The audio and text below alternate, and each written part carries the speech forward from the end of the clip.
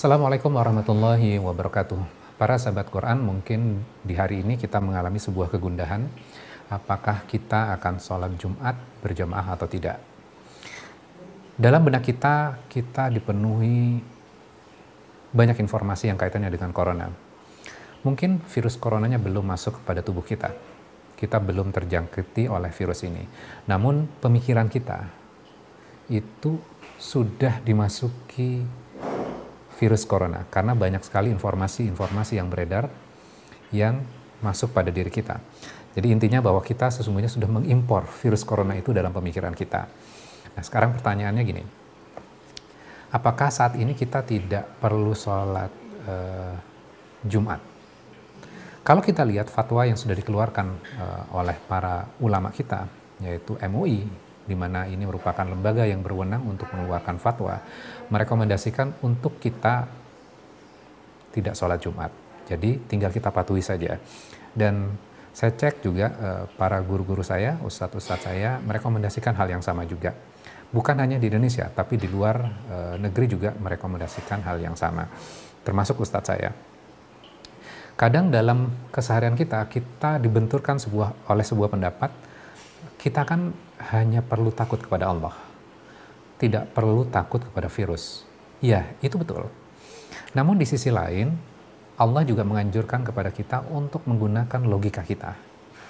Ketika misalnya Rasul hijrah dari kota Mekah ke kota Madinah, ada waktu tertentu di mana Rasul diperintahkan untuk berangkat. Di waktu tertentu untuk stay.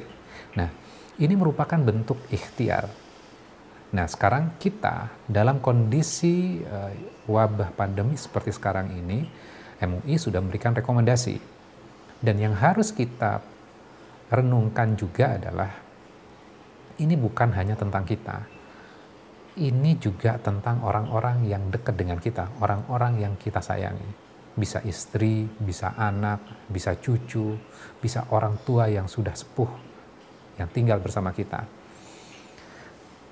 Kita juga harus menjaga kesehatan mereka. Ketika kita beraktivitas, kemudian di luar kita terpapar oleh virus tersebut, kemudian kita bawa ke rumah, dan kita bisa menulari orang-orang yang di sekitar kita. Nah, artinya bahwa kita perlu melakukan sebuah ikhtiar. Ikhtiar kita adalah kita mematuhi aturan yang sudah ditentukan oleh pemerintah, oleh perusahaan, keluarga, kemudian termasuk juga para ulama. Tinggal kita patuhi saja. Nah, sekarang kita lihat, ada sebuah kisah yang mudah-mudahan ini memberikan sebuah inspirasi untuk kita semuanya, yaitu sebuah krisis yang Allah ceritakan di dalam Al-Quran. Krisisnya apa? Krisis yang dialami oleh Bani Israel.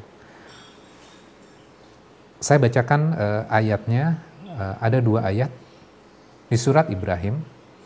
A'udzubillahi minasyaitonirrajim. Bismillahirrahmanirrahim.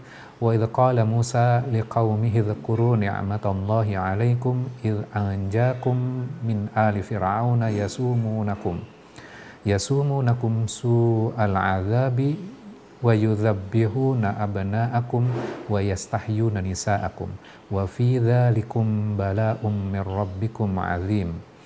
Dan ingatlah ketika Musa berkata kepada kaumnya, ingatlah nikmat Allah atasmu ketika Dia menyelamatkan kamu dari pengikut-pengikut Fir'aun. Mereka menyiksa kamu dengan siksa yang pedih dan menjembelih anak-anakmu yang laki-laki dan membiarkan hidup anak-anak perempuanmu.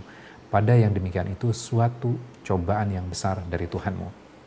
Nah, yang unik adalah kita pelajari dulu tentang asbabun nusulnya, kemudian kita coba tarik pada kehidupan kita sekarang, yaitu kaitannya dengan kondisi kita sekarang yang sudah mewabah virus corona. Nabi Musa membebaskan Bani Israel dan ribuan orang bersama Nabi Musa ini. Dan kondisinya adalah ketika bersama Fir'aun di Mesir, Bani Israel ini mengalami sebuah trauma yang sangat luar biasa. Psikisnya juga sangat menyakitkan sekali. Ketika ada bayi laki-laki yang lahir dan ketahuan bayi laki-laki, maka akan dibunuh di hadapan orang tuanya. Biasanya orang tua yang mengalami hal seperti ini otomatis akan membela nasib anaknya, pasti akan memberontak, pasti akan membela diri. Namun yang terjadi adalah pada Bani Israel ini mereka tidak melakukan apa-apa. Mereka sudah tidak berani. keberaniannya sudah hilang. Dan ini adalah kematian yang penderitaan dan kematian yang dihadapi hari demi hari. Kita bisa bayangkan kondisinya pada saat itu. Kemudian Nabi Musa menyelamatkan dari Bani Israel ini menyeberang lautan, kemudian selamat. Dan sampai pada sebuah gurun. Gurun ini, gurun yang sangat kering. Tidak banyak air, tidak banyak makanan. Artinya apa? Kondisinya mereka terbebas dari sebuah krisis kematian dan penderitaan yang luar biasa, kemudian selamat, dan sekarang pada kondisi yang krisis lagi. Dan di hadapan mereka kematian lagi berarti. Dari satu krisis ke krisis berikutnya. Kita bisa bayangkan kondisinya adalah ketika misalnya tidak ada air, kemudian ditemukan air yang jumlahnya hanya terbatas, kira-kira akan chaos nggak? Kemungkinan besar akan chaos. Semua akan berebut tentang air ini. Khutbah yang diberikan oleh Nabi Musa ketika dalam kondisi krisis seperti ini, kira-kira apa? Apakah tentang bersabar atau tentang bersyukur? Dan yang sangat menarik adalah Nabi Musa memberikan sebuah nasihat kepada kaumnya.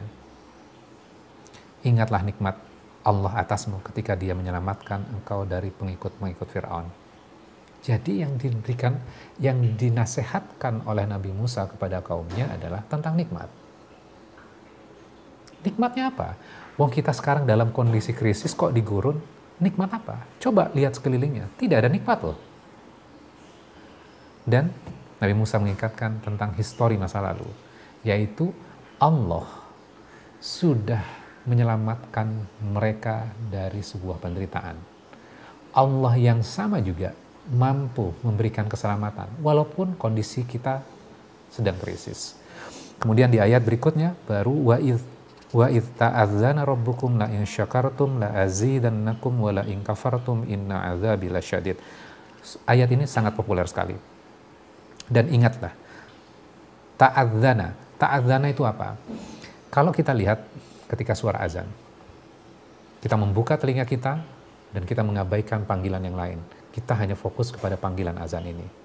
Dan dalam kondisi krisis seperti sekarang, banyak sekali dari pikiran kita dengar dari pendapat orang lain, baik secara bentuk video, kemudian kita dengarkan pendapat orang lain dalam bentuk tulisan dari grup-grup WA dan seterusnya di sosial media. Ketika Allah mengumumkan wa idz ta'adzana rabbukum. Ini loh pengumuman yang penting. Pendapat-pendapat yang lain itu abaikan semuanya. Taruh semuanya. Kita fokus kepada sesuatu yang penting ini. Kenapa sesuatu yang penting ini? Rabbukum. Karena pengumuman ini dari Tuhan kita. Tuhan yang memiliki kita semuanya. Allah yang memiliki otoritas kepada diri kita. Allah yang memiliki rasa kasih sayang dan sangat menjaga kita, termasuk nyawa kita dan kesehatan kita, termasuk masa depan kita di akhirat kelak. Pengumumannya apa? Pengumuman yang diberikan adalah la in syakartum la azidannakum. Jika kalian bersyukur, maka sungguh aku benar-benar pasti, kata Allah, aku akan menambahkan nikmat yang banyak. Ini loh harapan yang Allah berikan kepada kita. Jika kita ingat nih, satu ayat sebelumnya, kalau kamu mampu bersyukur, dan ini adalah perjalanan syukur yang sulit, karena kondisinya adalah krisis. Caranya apa? Kita ingat sebelumnya. Sebelumnya Allah sudah menyelamatkan engkau Bani Israel dari Fir'aun. Dan kalau kita renungkan lagi ayat ini, kita renungkan histori kita masa lalu. Pernah nggak kita diselamatkan dari sebuah pandemi juga yang kaitannya dengan virus? Kita kan pernah diselamatkan oleh Allah ketika virus SARS, dan kita selamat pada saat itu, dan Allah yang sama juga bisa menyelamatkan kita. Asalkan apa? Asalkan kita harus ingat nikmatnya. Kalau kita tidak ingat nikmatnya, tidak mungkin kita bersyukur. Kalau tidak bersyukur, gimana kita akan diberikan nikmat yang jauh lebih besar lagi? Kemudian berikutnya, wala in kafartum inna azabi lasyadid. Dan jika kalian kufur, berarti ingkar terhadap nikmat, sesungguhnya azabku sangat keras. Dan yang unik di sini adalah, di sini tidak ada hubungan jika dan maka. Jika kamu kufur, harusnya kan ada kata sambungnya. Wa, di sini Allah hanya mengatakan inna. Sesungguhnya azabil lasyadid. Sesungguhnya azabku sangat keras. Artinya apa hikmahnya? Kalau jika kamu bersyukur, maka aku otomatis akan menambah nikmat yang banyak kepadamu. Tapi kalau kamu ingkar karena tidak ada penghubung maka tidak otomatis ketika kamu tidak bersyukur Allah akan langsung menghukum kita. Ini luar biasanya. Jadi ini juga jadi alasan kita untuk bersyukur. Kalau misalnya kita tidak bersyukur sedikit saja gitu loh, kemudian Allah akan menimpakan azab kepada kita, maka selesai hidup kita.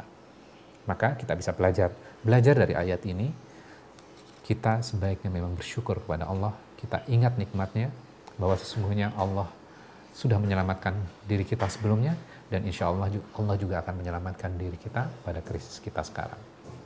Dan yang menarik adalah, ketika kita membaca ayat ini, kita harus fokus kepada nikmat yang Allah sudah berikan kepada kita. Seringkali kan kita hanya fokus kepada kekurangan. Kita itu terlatih untuk melihat sesuatu yang tidak ada. Kita terlatih untuk melihat penderitaan saja. Kita tidak terlatih untuk bisa melihat nikmat. Contohnya misalnya, para pakar sudah memaparkan bahwa orang yang mengalami kematian karena virus corona ini 3% sampai 8%. Kita selalu melihat yang 3 dan 8% ini. Kita tidak mampu melihat ada 97% yang selamat. Nah, kita tidak melakukan apresiasi terhadap yang selamat ini. Ketika kita fokus kepada yang 3% ini, tentunya akan membuat kita tidak bersyukur. Kita panik, kemudian akal logika kita tidak kita bisa manfaatkan secara optimal. Namun, ayat ini membimbing kepada kita untuk apa? Untuk kita fokus kepada nikmat Allah. Ada 97% yang selamat. Mudah-mudahan setelah kita belajar hal ini, kita mampu mengapresiasi. Dan ketika kita fokus kepada 97% ini, kita menyiapkan diri kita bagaimana supaya kita bisa selamat dari ujian yang sedang kita hadapi ini. Mudah-mudahan ini memberikan inspirasi kepada kita. Kita minta kepada Allah untuk menyelamatkan kita semuanya, dan kita minta kepada Allah mudah-mudahan yang terjangkit oleh virus ini Allah sembuhkan, dan kita bisa berkumpul kembali dengan anggota keluarga kita dengan sehat. Dan pada kondisi seperti ini adalah waktu di mana kita dekat dengan keluarga, kita belajar bersama dengan keluarga, kita banyak berdoa, banyak kita melakukan kajian bersama keluarga, dan mudah-mudahan mempererat tali silaturahmi kita di dalam keluarga. Karena selama ini biasanya kita sibuk masing-masing dengan kesibukannya sendiri-sendiri. Demikian, wabillahi taufiq wal hidayah. Wassalamualaikum warahmatullahi wabarakatuh.